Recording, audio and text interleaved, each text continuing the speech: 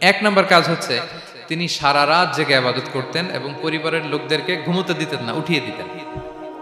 বছরের অন্য কোনো সময়ে সারা রাত জেগে ইবাদত করার কোনো নজির রাসূল সাল্লাল্লাহু আলাইহি ওয়াসাল্লামের জীবনে ছিল না। সব রাতে ঘুমাতেন। আমি জহুর বারুতে একটা কনভেনশনে the daily routine of prophet সাল্লাল্লাহু আলাইহি ওয়াসাল্লাম একটা আলোচনা করেছিলাম, যেখানে রাসূল সাল্লাল্লাহু আলাইহি ওয়াসাল্লামের দৈনন্দিন জীবনের রুটিন আলোচনা করেছিলাম। সেখানে আমরা বলেছি যে রাসূল সাল্লাল্লাহু আলাইহি ওয়াসাল্লামের দৈনন্দিন অভ্যেস ছিল তিনি এশার পরেই তাড়াতাড়ি ঘুমিয়ে পড়তেন আর মিড নাইটে উঠতেন। রাসূল সাল্লাল্লাহু আলাইহি ওয়াসাল্লামের কর্মদিবস শুরু হতো মিড নাইটে। আমাদের তো সকালে আরো অনেক পরে শুরু হয়। রাসূল সাল্লাল্লাহু আলাইহি ওয়াসাল্লামের কর্মদিবস শুরু হতো বেসিক্যালি মিড নাইটে। এশার পরে কথাবার্তা না বলে আগে ঘুমোতে যেতেন, মিড নাইটে উঠতেন, কিন্তু ঘুমাতেন। ঘুম ছাড়া রাত কাটাতেন না। সারা বছরের এটা ছিল যে এশার পর পরে ঘুমোতে যেতেন, except the last 10 days of Ramadan. রমাদানের শেষ 10 রাতে রাসূল সাল্লাল্লাহু আলাইহি ওয়াসাল্লাম ঘুমাতেন না। এই 10 দিনের ব্যাপারেই পাওয়া যায় সারা রাত জেগে তিনি ইবাদত করতেন। আম্মা জান আয়েশা রাদিয়াল্লাহু তাআলা আনহা বলেন, ইযা দাখালাল আশরু আহিয়াল লাইলা ওয়া আইকাযা আহলা ওয়া জাদ্দা ওয়া শাদ্দাল মিজার। রমাদানের শেষ দশক যখন আসতো রাসূল সাল্লাল্লাহু আলাইহি ওয়াসাল্লাম সারা রাত জেগে ইবাদত করতেন। পরিবারের সদস্যদেরকে জাগিয়ে তুলতেন, স্ত্রীদের ঘুমাতে দিতেন না, জাগিয়ে তুলতেন। ফাতেমা রাদিয়াল্লাহু তাআলা আনহার ঘর পাশেই ছিল, তাদেরকে যে জাগাতেন এবং নিজে সারা রাত ইবাদত করতেনই। জাদ্দা ওয়া শাদ্দাল মিজার, খুবই বলিষ্ঠভাবে, খুব মজবুতভাবে কোমরে গামছা বেঁধে নামার একটা এক্সপ্রেশন এখানে দেওয়া হয়েছে। মিজার, ইজহার মানে হচ্ছে বাংলা করলে হয় লুঙ্গি। লুঙ্গি আমরা যখন খুব শক্ত কোনো কাজ করতে যাই তখন তারা কি করে, খুব টাইট করে লুঙ্গিটা বাঁধে। তার মানে বোঝানো হচ্ছে রাসূল সাল্লাল্লাহু আলাইহি ওয়াসাল্লাম কোমরে ভালো করে লুঙ্গি বেঁধে বা গামছা বেঁধে আটকাট বেঁধে নামতেন শেষ 10 দিনের জন্য। এই সময় তিনি মানে কাউকে কেমন যেন চিনতেন না, সবসময় ইবাদতে মগ্ন থাকতেন।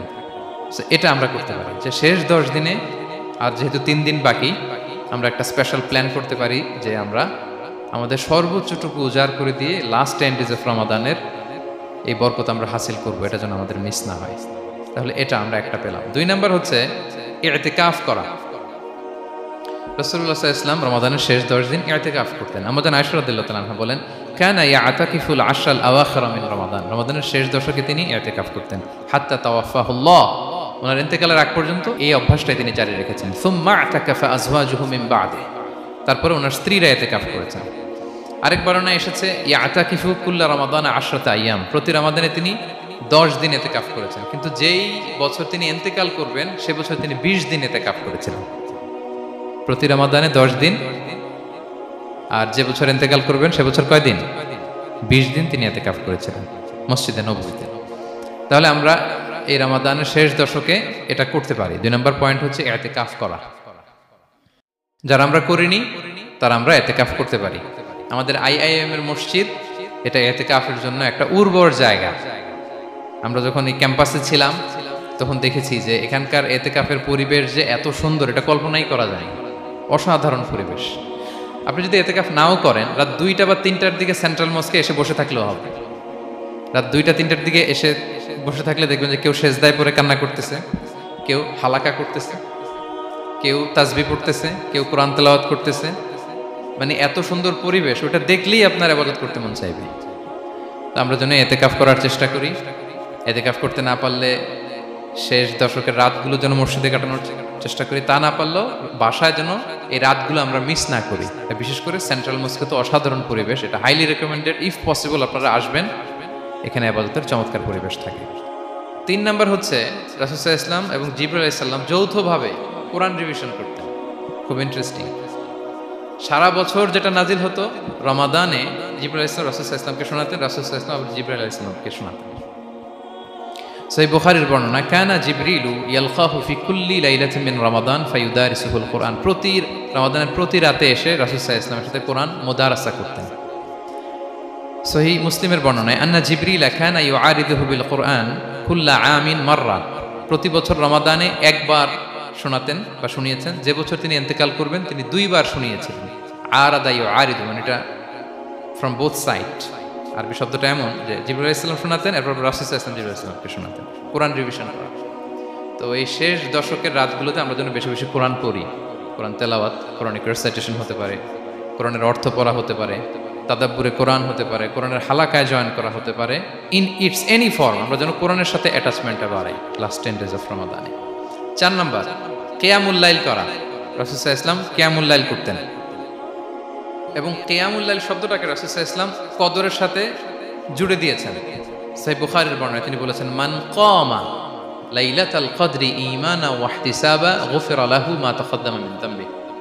কদরের রাতে যে কিয়ামুল লাইল করে বিশ্বাস নিয়ে এবং নাজাতের প্রত্যাশা নিয়ে, তার পূর্বের সমস্ত গুনাহ আল্লাহ তাআলা ক্ষমা করে দিবেন।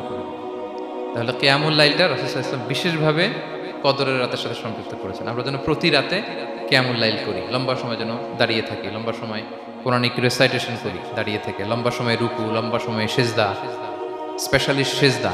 আকরাবু মা ইয়াকুনুল আবদু মির রাব্বিহি ওয়া হুয়া সাজিদ ফাআকসিরু ফিহি দুআ। বান্দা যখন সিজদায় থাকে আল্লাহ সবচেয়ে কাছে থাকে। তো আমরা তো আল্লাহর সবচেয়ে কাছে যেতে চাই এই ক্রিম টাইমটাতে, কি বলেন? আমরা যেন লম্বা সময় সিজদাতে থাকি। কিন্তু আমাদের অনেকের যেটা হয়, নামাজে তাড়াহুড়ো, অনেকের সব ব্যস্ততা যখন নামাজে দাঁড়াই এরকম হয়ে যায়। রাসূল সাল্লাল্লাহু আলাইহি ওয়াসাল্লামের সালাত যদি আমরা খেয়াল করি, বিশেষ করে কিয়ামুল লাইলে এত যে সুন্দর ছিল। আম্মাজান আয়েশা রাদিয়াল্লাহু তাআলা আনহাকে জিজ্ঞেস করা হয়েছিল যে, হে আম্মাজান, রাসূল সাল্লাল্লাহু আলাইহি ওয়াসাল্লামের কিয়ামুল লাইল কেমন ছিল, কিভাবে কিয়ামুল লাইল করতেন? আম্মাজান আয়েশা, দেখেন ওনার এক্সপ্রেশনটা কত সুন্দর। তিনি বলেছেন, ফালা তাসআল আন হুসনিহিন্না ওয়া তুলিহিন্না। রাসূল সাল্লাল্লাহু আলাইহি ওয়াসাল্লামের কিয়াম যে কত সুন্দর ছিল, কত লম্বা ছিল, আমায় জিজ্ঞেস করো না, আমি বলতে পারবো না। আমরা অনেক সময় যখন খুব বেশি চমৎকার কিছু হয় তো আমরা কি বলি, ভাই এত সুন্দর ছিল, আমি বোঝাতে পারবো না। এরকম বলি না যে এত অসাধারণ, আমি বলে বোঝাতে পারবো না। বাংলাতেও কিন্তু আমরা বলি এত চমৎকার, বলে বোঝাতে পারবো না, শব্দের বুননে, ভাষার বুননে আমি ফুটিয়ে তুলতে পারবো না। আমাদের আয়েশা এটাই বলেছিলেন, ফালা তাসআল আন হুসনিহিন্না ওয়া তুলিহিন্না। রাসূল সাল্লাল্লাহু আলাইহি ওয়াসাল্লামের রাতের নামাজ কিয়ামুল লাইল যে কত সুন্দর ছিল, কত দীর্ঘ ছিল, লম্বা ছিল, আমায় জিজ্ঞেস করো না, আমি বলে বোঝাতে পারবো না। সুবহানাল্লাহ ওয়া বিহামদিহি। আমরা যেন লম্বা সময় কিয়ামুল লাইল করি। আমাদের আয়েশা রাদিয়াল্লাহু তাআলা আনহা আরো বলেন, কানা ইয়াকুমু মিনাল লাইলি হাত্তা তাতাফাত্তারা কদামা। এত দীর্ঘ সময় দাঁড়িয়ে থাকতেন, থাকতে থাকতে ওনার পা ফুলে যেত, পা দুটো ফুলে যেত। আপনিও দীর্ঘ সময় দাঁড়িয়ে দেখেন যে পায়ে ঝিম ধরে যাবে, পা ফুলে যাবে, এটা করতেন রাসূল সাল্লাল্লাহু আলাইহি ওয়াসাল্লাম। তো আমাদের আয়েশা বলেন, ইয়া রাসূলুল্লাহ লিমা তাসনাউ হাযা ওয়া ক্বাদ গুফিরা লাকা মা তাকাদ্দামা মিন যামবিকা মা তাআখার। আপনি এত কষ্ট কেন সহ্য করেন নিজের দেহের উপরে? আপনার তো আগের পরের সব গুনাহই মাফ। আদতে তো রাসূল সাল্লাল্লাহু আলাইহি ওয়াসাল্লামের গুনাহই নেই, তিনি নিষ্পাপ। এত কষ্ট কেন করেন? আপনার আগের পরের সবই তো মাফ করে দেয়া হয়েছে, কেন করেন? রাসূল সাল্লাল্লাহু আলাইহি ওয়াসাল্লাম উত্তর করেছেন, আফালা উহিব্বু আন আকুনা আবদান শাকুরা। আয়েশা, আমি কি শুকরগুজার বান্দা হতে পছন্দ করব না?